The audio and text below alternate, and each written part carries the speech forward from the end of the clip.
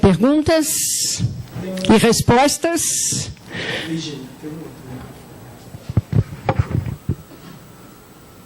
Perguntas. Alô.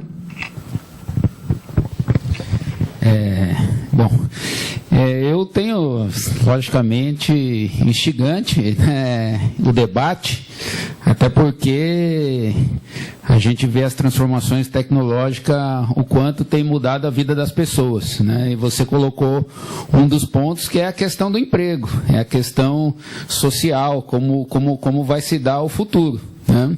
Mas a gente entende que a tecnologia está aí e não tem volta, né? Os períodos de transformações estão sendo cada vez mais curtos, né? Então, a gente está discutindo internet das coisas, daqui a pouco vamos discutir outras coisas que vão mudar completamente a vida das pessoas, né?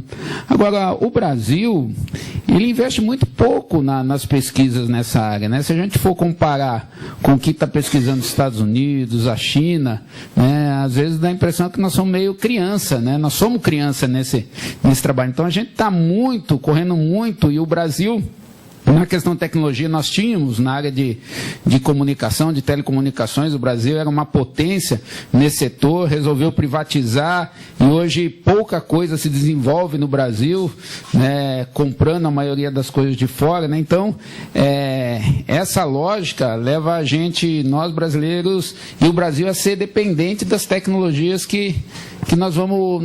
Então, quer dizer, como negócio, eu não sei como as empresas brasileiras ou nós brasileiros simplesmente seremos consumidores dessas tecnologias e não desenvolvedores, né? Talvez você pudesse comentar um pouco.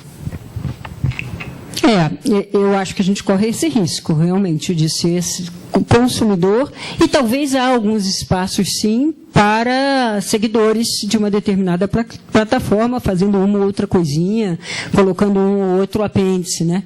Quer dizer, se juntando a uma plataforma para fazer alguma coisa que faça sentido àquela plataforma, mas algo que vai te dar uma capacidade de escalar menor e uma capacidade de ganhar também menor. Eu acho que a grande questão hoje que se coloca no Brasil é a necessidade de você muito rapidamente pensar em capacitação. A gente está atrasado, eu acho que nós estamos andando muito devagar no processo de capacitar pessoas para pensar nesse novo mundo. Desde as perspectivas tecnológicas até as questões mais sociais, legais, envolvidas nessa brincadeira toda. As universidades, eu entendo que elas estão tentando fazer o trabalho delas, mas elas não estão dando conta. Quer dizer, a necessidade de reciclar pessoas para esse novo mundo, e aí não é só a IoT, são as tecnologias de um modo geral, os modelos de negócio de um modo geral, é impressionante. A gente devia estar pensando fortemente nisso e ver como é que a gente vai resolver essa história.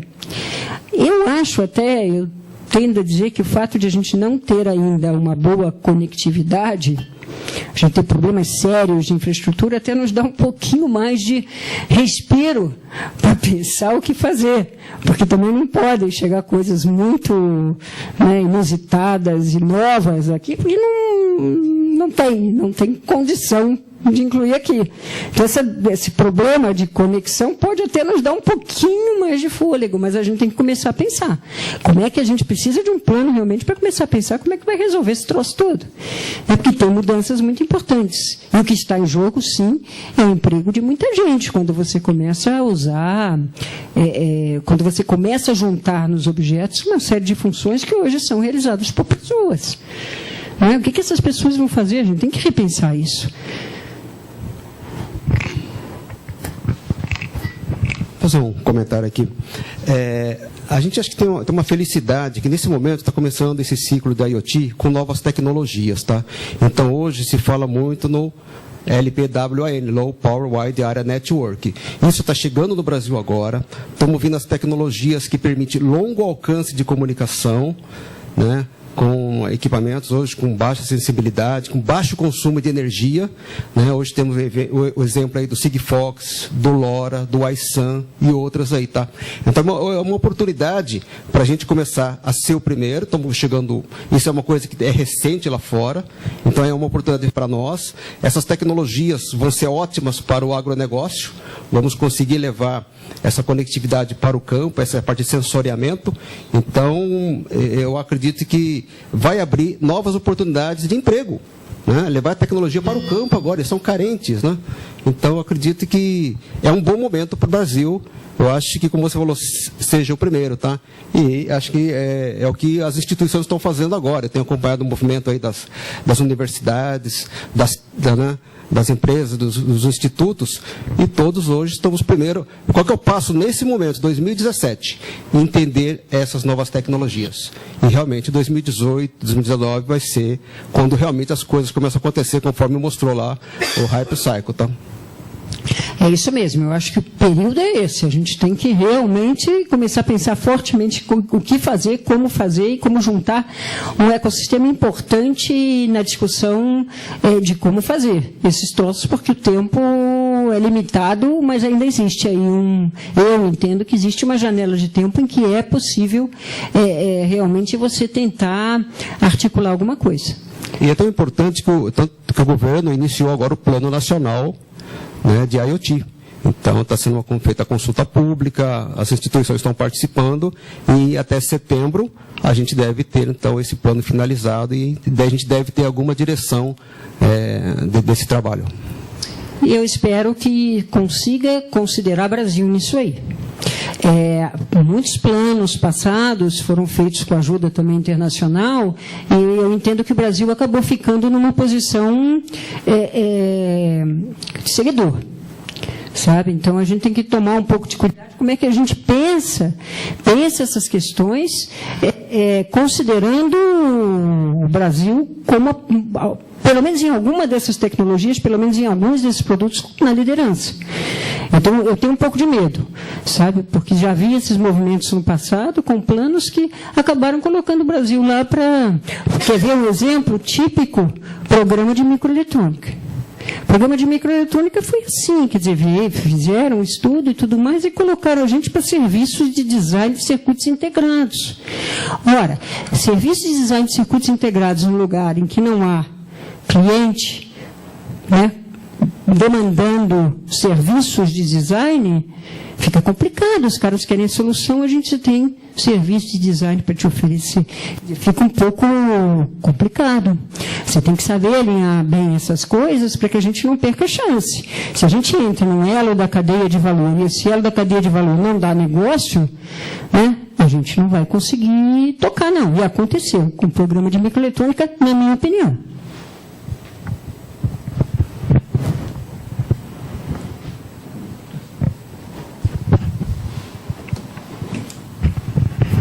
Boa noite. Eu queria chamar a atenção para um ponto que foi mencionado também, que é a questão da segurança.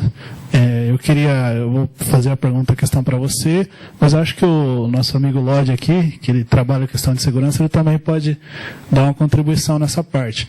Que é, como você falou, são muitos dados que vão coletar e tudo mais, e até que ponto é seguro eu ter uma casa que ela está em rede, ela está conectada. Teoricamente, qualquer pessoa poderia, tendo os meios e os conhecimentos, acessar a minha residência e coletar informações e tudo mais, né? Eu quero saber o que é possível para se prevenir, ou se não é possível, se é um risco que a gente vai ter que correr. Eu vou deixar o Lodi falar, porque não é muito a minha praia a questão técnica, não.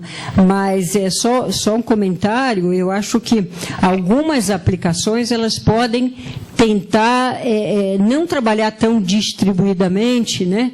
Tentar alguma solução mais caseira, mais dentro do próprio ambiente, para que você não fique tão aberto a questões de segurança.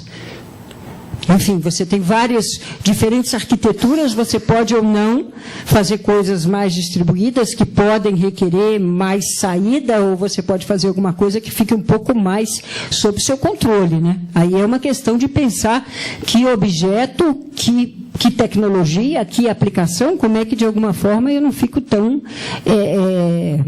vulnerável, né? Vulnerável a questões de segurança. Mas é uma super questão. Bom, já que me chamaram para o debate, né, eu acho que o grande problema da segurança na internet das coisas, né, é quais coisas?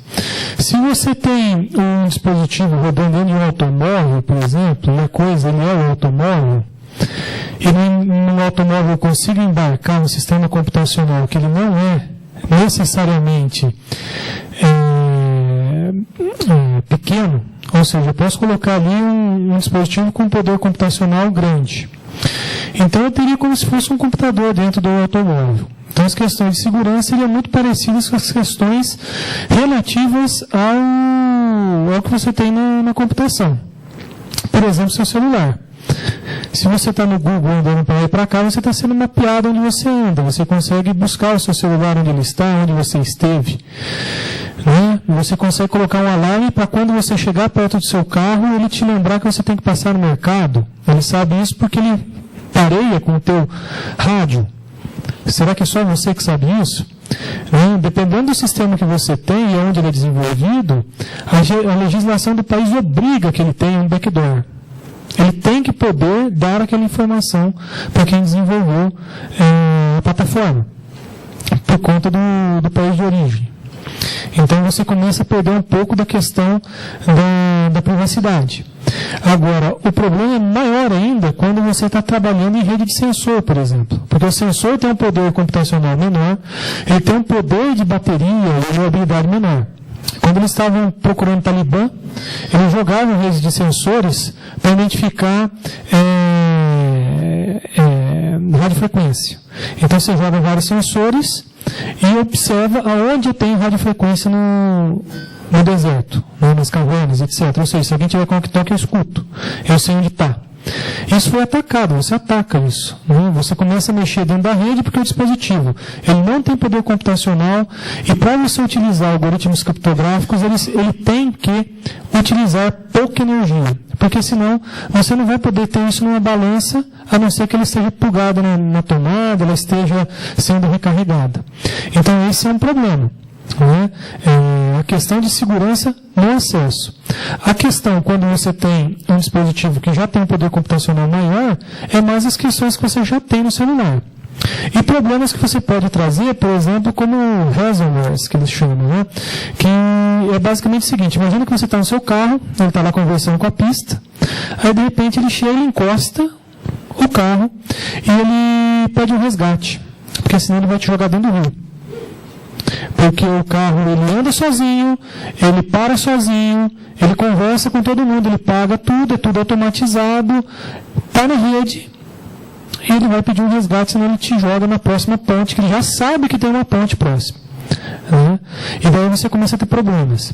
Uma ação que a gente fez, a gente propôs até na questão do projeto, questões de segurança em um IoT que suporta a vida. Imagina um coração artificial, suporta a vida, ele está lá batendo e você vai conversar com ele. Como um IoT, ele está na internet, eu sei quantos passos, quantas batidas ele deu e etc. Você pode matar a pessoa se tiver vulnerabilidade. Então, é um problema sério isso.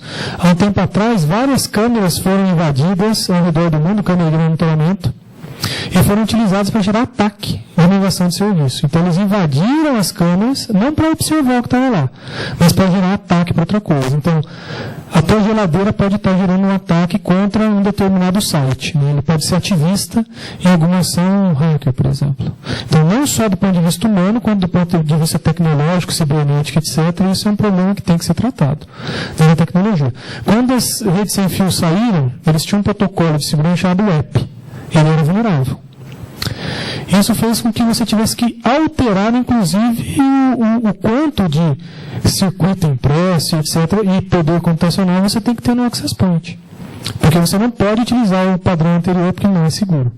Então, ir para um lado de um IoT e disseminar isso no mundo todo, e isso daí ser vulnerável, você não conseguir alterar isso do ponto de vista de software, também é um problema. Então, segurança na horizontal tem que ser levada em conta também nessa questão de IoT. Acho que, na minha visão, é isso.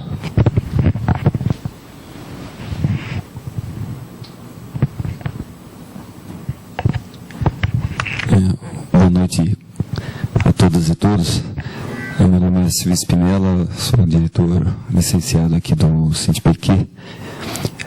Virgínia, você teve uma vivência no Softex. E lá você também foi bastante militante da reflexão sobre a tecnologia de modo geral. E viu o tempo transcorrer e viu as coisas se desenvolverem. Como você sente esse salto que ocorreu nos recentes anos, que não sejam os últimos, apesar da votação da Câmara de ontem, parece o fim do mundo, né? Mas a gente vai reagir, considerando que surgiu uma figura no mundo, dentre tantos outros seres humanos magníficos, surgiu uma figura no mundo chamada Snowden, e também o Assange. Então, considerando a sua vivência, o que você pode comentar, sabendo que, através do CINTPq de Socializando Saberes, a gente está fazendo o registro histórico da sua vinda, da sua palestra aqui no CINTPq, no Café CINTPq. Eu acho que a gente está vivendo um mundo muito louco. A gente está aí, não é só uma tecnologia, não é só uma questão, não é só a IoT, é um mundo realmente de cabeça para o ar, com um monte de coisas que estão vindo juntas. E entre essas coisas juntas, o que eu percebo é um grande crescimento do papel, da importância das redes sociais. As redes sociais, com essa série de outras tecnologias, eu entendo que está criando para nós a necessidade de um novo acordo social, um novo contrato social. Rousseau não é mais capaz de dar conta do que está por vir. Nós precisamos realmente criar uma realidade completamente diferente da que tem. Temos que fazer um novo pacto entre cidadãos, sociedade e Estado, porque as coisas estão muito diferentes do que eram. Hoje, eu acho cada vez mais difícil a gente conseguir consenso com qualquer coisa. Quer dizer, o que as redes sociais fizeram, o que as redes sociais estão propiciando, para o bem e para o mal, ou mal, é a possibilidade do empoderamento das pessoas. As pessoas começam a falar o que elas querem, o que elas pensam, o que elas acham, e isso torna muito difícil você chegar a consensos. As pessoas estão muito mais esclarecidas ou não, mas você tem hoje um tipo de sociedade que é muito baseada em redes, tribos. E isso é complicado. Quer dizer, você pensar em democracia daqui para diante, né, nesse tipo de sociedade empoderado pelas tecnologias do jeito que está, é complicado. É muito complicado. A democracia, sim, como a base de que você concorda que o Estado é legítimo e é capaz de te representar. Quando você tem uma divisão muito grande da sociedade por grupos, né, cada grupo responde por 5% da vontade geral, é muito difícil você conseguir criar um consenso que segure qualquer democracia. E as pessoas estão empoderadas, e o problema é que elas estão empoderadas de um jeito que talvez seja muito complicado, porque o mundo móvel, aí entra outra questão, quer dizer, junta redes sociais, junta mobilidade.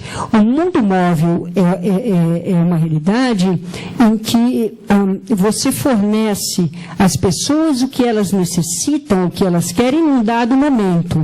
Então, é uma percepção completamente diferente da anterior, dos tempos passados, de tempo e espaço. Nesse momento, o que você fornece para as pessoas é só o que elas necessitam naquele momento. A própria restrição de um celular, quem é desenvolvedor de app sabe, né? Você não pode se dar o luxo de dizer o que você quer fazer agora. Você quer ir para a direita ou para a esquerda? Você começa a dizer, esse cara agora, ele quer ir para a esquerda. Então você tem que ter uma quantidade de dados importantes para fornecer a tal da experiência do usuário. Porque você tem que saber que naquele momento ele quer ir para a esquerda, porque você não pode colocar todo um rol, né, de possibilidades para ele.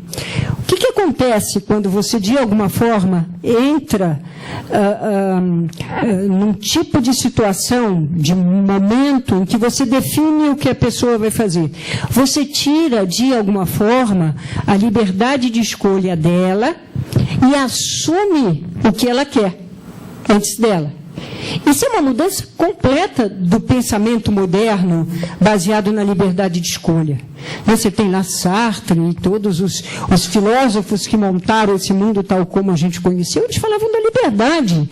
As pessoas, quer dizer, quando você acabou com o antigo regime, né, do monarca soberano e tudo mais, e as pessoas começaram, o Papa deixou de ser o rei, né, as pessoas começaram a discutir possibilidades, e isso causava náusea, né? Sartre fala da náusea das pessoas porque eu tenho que optar. Caramba, agora é o meu direito e é meu dever de optar.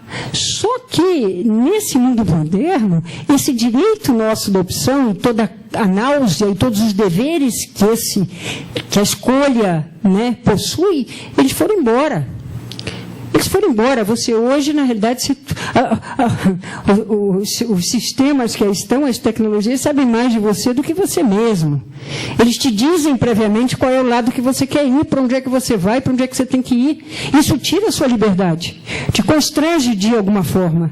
O movimento, o momento móvel, o momento digital, aquele que você, num determinado espaço do tempo, né, você tem o que você necessita, ele de alguma forma ele é limitante, porque ele não te abre as várias possibilidades. Então o que acontece? Nós temos indivíduos sem opções, sem trabalhar a liberdade, inclusive a liberdade de se expor, de falar, né, com os deveres associados a essa escolha de liberdade. Então, você tem um monte de gente falando pelas redes sociais sobre o que quer, coisas maravilhosas e coisas não tanto. Né? Quer dizer, essa liberdade com consciência, com dever, vai embora nesse mundo móvel, na minha opinião. E aí fica muito difícil você conseguir consensos, você conseguir acordos. Nós vamos ter que reinventar esse troço. Está em jogo aí uma nova forma de pensar como é que o mundo vai rodar nesse troço todo. É muita mudança em todos os campos e todas as áreas da vida das pessoas. Né? Privacidade, trabalho, casa, entretenimento, isso tudo mudou, isso tudo está de perna para o ar. E só um novo acordo. Até porque isso, né? As pessoas hoje estão empoderadas, elas podem falar, elas têm o direito de falar, elas são chamadas a falar. Todo o design, toda a experiência, né, dos sistemas é feito baseado no que a pessoa necessita, o que a pessoa quer. Mas a liberdade de decisão dela está indo embora. E para isso você precisa dos dados, para decidir por ela. Então, hoje, a complexidade da decisão está na mão do desenvolvedor do sistema, não está mais na mão do usuário final. Olha que loucura. E tudo em nome do usuário final. A experiência de design do usuário é a brincadeira. O que esse cara necessita? Então, deixa que eu faço. Não, mas peraí, deixa eu escolher. Não, filho, eu já decidi isso aqui. E é claro que você quer ir para a esquerda. Sempre para a esquerda. Só para a esquerda, né?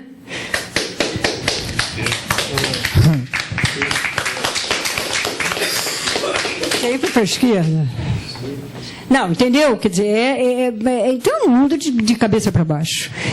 Não dá. Quer dizer, as bases sobre as quais a nossa sociedade foi erguida, eu acho que tem que ser repensada. Tem um trabalho recente do governo americano, um Global Trends Report, em que eles falam um pouco disso. Eles mostram as dificuldades que hoje você tem para obter os consensos e como as redes sociais, de alguma forma, ajudam contribuem com essa dificuldade de consenso, né? E complicado como é que nós vamos sair disso, como é que nós vamos equacionar todas essas coisas. Porque nós queremos os momentos digitais. Nós queremos isso. Nós pedimos isso. Mas não sei o que nós vamos fazer com as consequências disso. Porque é muito complicado o que está vindo por aí, né?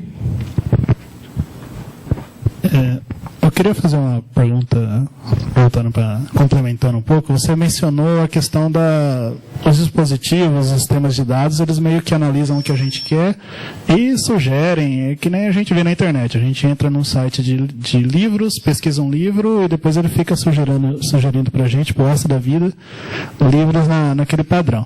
E na internet das coisas, o que sempre o exemplo que dão, não sei se isso vai virar realidade, se vai concretizar, que é a geladeira, que ela vai identificar o produto que está faltando e vai fazer o pedido no supermercado. É sempre o exemplo que dão, né? E do carro e da calçada. Fugiu do clichê, né? Mas a questão é, será que isso não poderia causar problemas de interesses comerciais? Por exemplo, se eu vou lá e programo minha geladeira para determinadas marcas, tipo, quando acabar o refrigerante, você vai comprar Coca-Cola. Determinados produtos de tais marcas. E eu não vou voltar mais no supermercado. Então, será que é interessante para o outro lado, para diferentes empresas, que no exemplo da Coca-Cola, será que é interessante para a Pepsi ela não ter mais a chance de me vender Pepsi, porque já a minha geladeira já está lá pronta para quando acabar a Coca, ela ir lá e comprar outra Coca. E eu nem vou ter a chance de ir no supermercado, claro que isso é um exemplo extremo, né? De pensar, hoje eu não quero Coca, hoje eu quero Fanta, sei lá, outra coisa.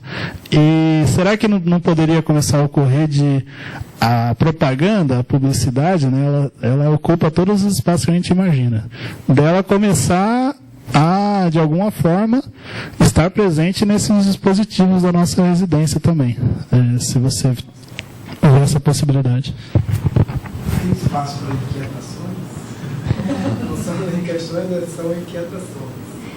Pois é, a gente não sabe muito bem como é que esse troço todo vai parar, mas eu acho que a sua questão é uma questão interessante, né? Quer dizer, quando você programa a geladeira para fazer só uma coisa, é aquilo, em princípio, o que ela vai fazer, né? E com certeza as empresas de marketing vão tentar ver se elas conseguem mudar um pouco a questão da geladeira, né? O jeito de trabalhar isso. Talvez através de outros objetos que não a geladeira, começar a te oferecer outras coisas. Quer dizer, poxa, esse cara nunca compra Pepsi. Então, quando ele for ao mercado, ou quando ele estiver passeando na rua, eu vou oferecer para ele Pepsi, não sei, com uma super promoção através da calçada, quando ele estiver no carro dele. Como é que nós vamos trabalhar isso tudo? Eu não sei, mas com certeza. O que acontece é o seguinte, eu acho que o movimento desktop, quer dizer, web, né, você ainda trabalhava com várias opções, você ainda estava no mundo tinha um anúncio, acho que era do Banco Real, eu não sei se vocês se lembram desse anúncio, que era uma mãe contando a história do Chapeuzinho Vermelho para a filha. E aí dizia assim, aí o Lobo Mau chegou. E aí, o que você acha que aconteceu? O Lobo Mau come a vovozinha? O Lobo Mau vai passear com a vovozinha? O Lobo Mau vai buscar Chapeuzinho Vermelho? E a menina, o garoto ouvindo a história, olha para o céu e faz aquela cara de caramba. E aí a propaganda termina dizendo, puxa, um dispositivo móvel, no momento, ele termina. Os caras dão uma história para Chapeuzinho Vermelho, entendeu? A que você quer ouvir. Ou melhor, a que eles supõem que você quer ouvir. Essa que é a brincadeira. Porque não dá mais, no ambiente móvel, naquele momento do vamos ver, você viu o que você prefere? É o Lobo Mau? É o Chapeuzinho? É o Caçador? Não, é o seguinte, enfim, esse aqui, ó. Não, mas por que esse fim? Porque é o melhor para você, é o que mais se adequa ao seu perfil, e nós conhecemos de você. É um pouco assim que a coisa vai acontecer, mas eu acho que sim, você vai ter outras formas de tentar entender aquele cara e tentar mudar o gosto dele por Coca-Cola. Aliás, um péssimo gosto.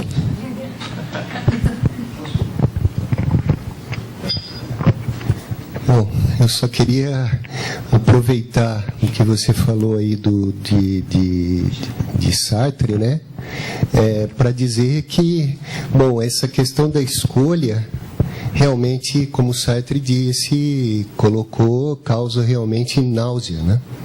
Então, quer dizer, o que estão, de certa forma, para o que a gente está caminhando, não sei se a minha geração, mas essas que estão chegando aí, é realmente tirar essa liberdade de escolha, que é uma coisa que causa náusea, e ao tirar isso, te dá conforto. Normalmente, essa história do Chapeuzinho Vermelho, essa que termina aí do jeito que a gente conhece, lá do século passado, ela era aquela e acabou. E a gente gostava, achava legal. Né? Quando você não tem escolha, fica aquela. A partir do momento que você passa a ter escolha, como diz Sartre, começa a ficar chato, né? Começa a ficar ruim. Você tem que escolher entre a esquerda, bom, a outra nem falo, porque só tem uma escolha mesmo, né? Essa é, pelo menos, a escolha do meu coração, né? Então, a partir do momento que se a gente hoje traça o perfil de um cara todo pelo que ele consulta na internet, pelo monte de dados e tudo mais, vai dar realmente esse conforto de que, toma aí, é isso que você quer. Né? E isso é que está legal, pronto. Termina a história da Chapeuzinho Vermelho assim, não preciso de ficar falando, ela vai fazer isso, ela vai fazer aquilo, ela vai fazer aquilo lá, como a menina, né? Que história chata, pô. Porque a escolha tem compromisso. A escolha traz dever. Poxa, eu optei por aquele caminho, eu não optei pelo outro. Isso é uma enorme... Pode ser muito complexo. Caramba, decidir é duro. Decidir é duro, mas tem um comprometimento com a decisão. Agora, facilitando a vida da gente, fica gostoso. O Bauman fala, não sei se é aquele sociólogo famoso, que tem discutido bastante o período pós-moderno e tudo mais, ele fala de 1984 e do Admirável Mundo Novo. E ele diz o seguinte, ambos os livros, né, Huxley e Orwell, eles viram mundos bastante sombrios, né? Quer dizer, o uso da tecnologia, aquela coisa era muito sombrio. Só que no caso do Huxley, as pessoas gostavam, as pessoas estavam felizes. No caso do Orwell, nem tanto. Então, a questão é se a gente vai ficar feliz ou não vai ficar feliz, mas que as coisas estão caminhando para a gente ter um mundo que possivelmente vão facilitar a nossa vida, mas vão tirar da gente os direitos de escolha, talvez esteja acontecendo. Mas fica a sensação de liberdade, né? A sensação de eu falo nas redes sociais, eu posso me expor, eu apresento, me defendo, que é muito legal, mas, por outro lado, também, em alguns casos, vai impedir as possibilidades do jeito antigo de você buscar consenso, de você obter consenso. Hoje nada fica em pé muito tempo, o que a gente não sabe? Que reunião que se faz, né, que não vaze, que as pessoas não tenham uma opinião, não saibam o que aconteceu. É muito difícil você fazer qualquer coisa que, né, seja contida em quatro paredes.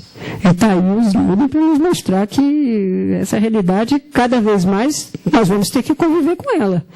Né? E vamos ter que trabalhar esse troço, ver como é que a gente vai resolver isso aí.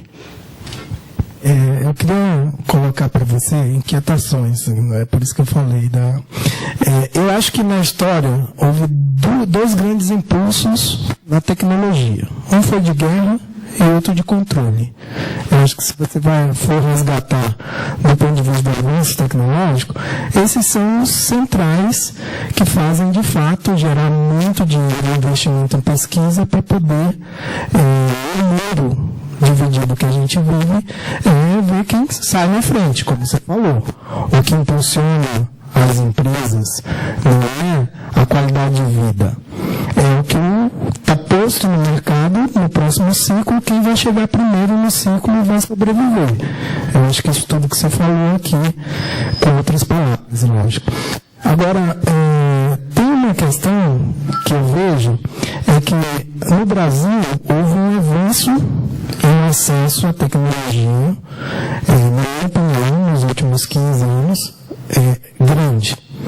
Eu acho que houve iniciativas do governo nesse sentido, houve tentativas de trazer uma discussão tecnológica no campo da América Latina. Eu acho que houve vários espaços para discutir desenvolvimento tecnológico, não só no Brasil, mas como a construção de um campo na América Latina para, de fato, mesmo disputar nesse sentido que você estava falando.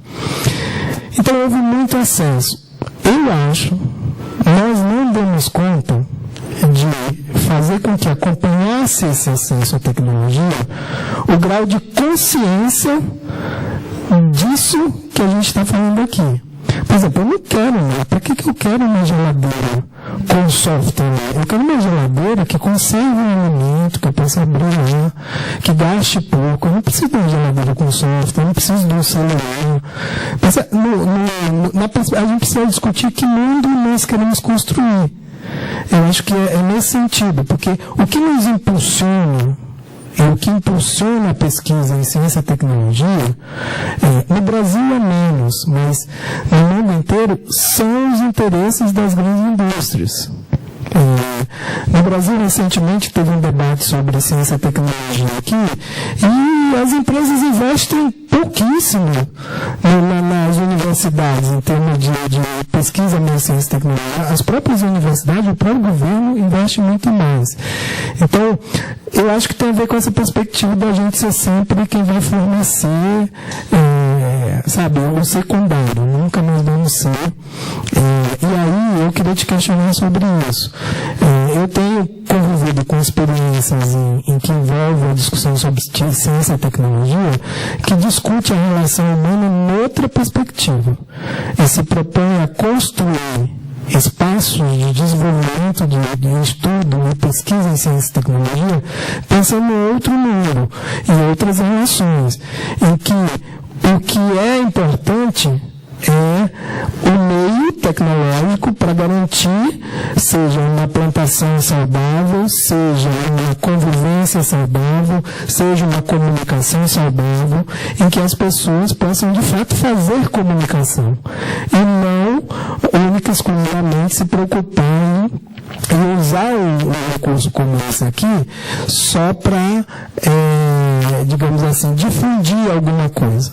Eu acho que usar um recurso desse para construir pontes com outros lugares que não podem estar aqui, mas que o que está sendo discutido aqui vai alimentar uma luta lá, esse é o sentido, eu acho, que da comunicação. É trocar informações que fortaleçam uma perspectiva de organização, de ação, que vai mudar a realidade.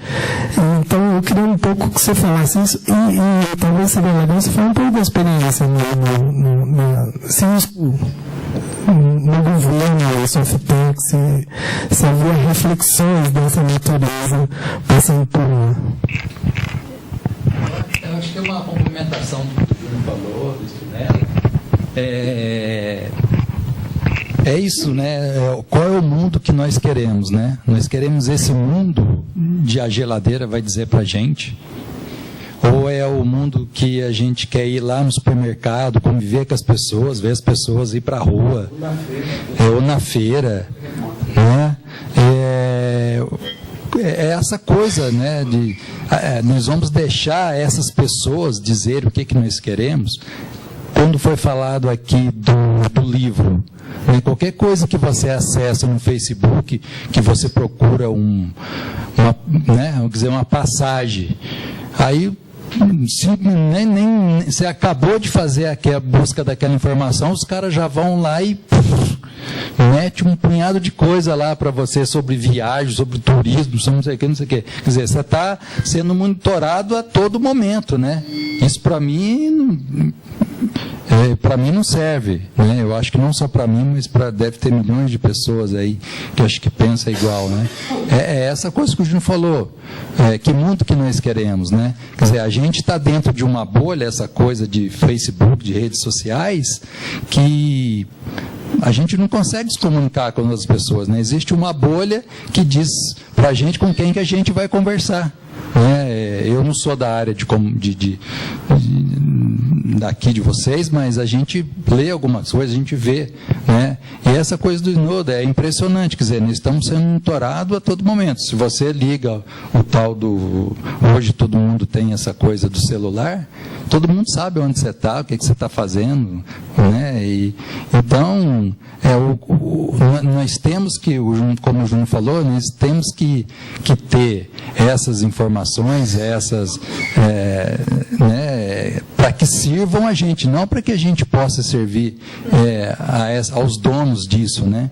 Lembrando que a velha mídia, né, a comunicação no Brasil hoje, mais de 70% da mídia está na mão de 5 ou 6 famílias. Quer dizer, a informação, a informação, quer dizer, eles vão informar o que eles querem, não o que a gente quer, né? É isso, quer dizer, a gente está vendo uma desgraceira total, né? Que a imprensa anda fazendo por aí, né? Criando deuses, né? Criando senhores que acham que podem fazer tudo, né? O que acham que podem fazer, né? Eu dou um exemplo disso que aconteceu agora com esse Deus que é o tal do Moro, né? Quebrar, né, de um jornalista, né, quem é jornalista aqui sabe do que eu estou falando, né, você é jornalista e você tem, né, está escrito isso na Constituição, que você tem que preservar a sua fonte. O cara vai lá, grampeia o telefone do cara, manda a polícia às 6 horas da manhã fazer uma coerção coerciva, sem ser, né, ter chamado o cara para fazer, encaminhar ele à polícia para esclarecer. Então, essa coisa da informação, aonde que nós vamos, né? O que nós queremos, né, com esse tipo de coisa, né? É isso. Obrigado, gente. Eu acho que essa nova etapa do processo de acumulação, essa nova etapa...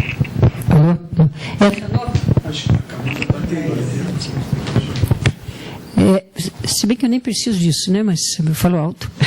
Mas essa nova etapa, eu acho, assim, de acumulação do capital, ela também traz as suas próprias contra-argumentos e contra-possibilidades. Eu acho que esse momento é um momento bastante interessante, porque ele está realmente aberto para novas experiências. E uma coisa que está surgindo aí, claro que não é para este fim, mas pode ser utilizado, pode ser uma ponte, é a tal da economia colaborativa.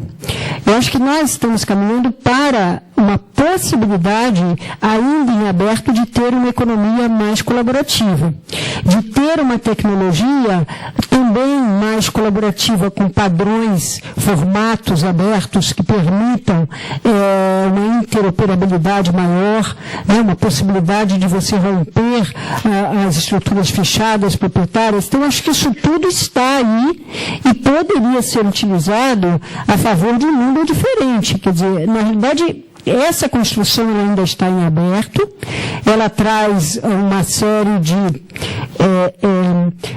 constrangimentos que nós não vamos mudar, quer dizer, a tecnologia está aí, ela está caminhando, mas a gente pode tentar controlá-la um pouco mais e colocá-la nas nossas mãos, né, de um jeito que a gente acha mais produtivo. Então, trabalhar com a ideia da economia colaborativa, né, quer dizer, o as a service lá, de você não precisa do seu carro, você não precisa, né, você pode alugar um carro. Bom, nós temos aí um germe de alguma coisa nova que pode ser usado a nosso favor. O pessoal lá na Itália tem feito muito isso, tem feito um trabalho interessantíssimo no sul da Itália, por exemplo, com desempregados, trazendo eles para se sentirem parte da sociedade, né, criando oportunidades de trabalho para quem não tem. Então, tentando criar aí, e já existem alguns pequenos modelos que poderiam ser utilizados para a gente repensar e fazer uma contracultura, né? E, claro, muita conscientização do que está acontecendo para ver como é que a gente pode se sair melhor e utilizar melhor essas forças existentes.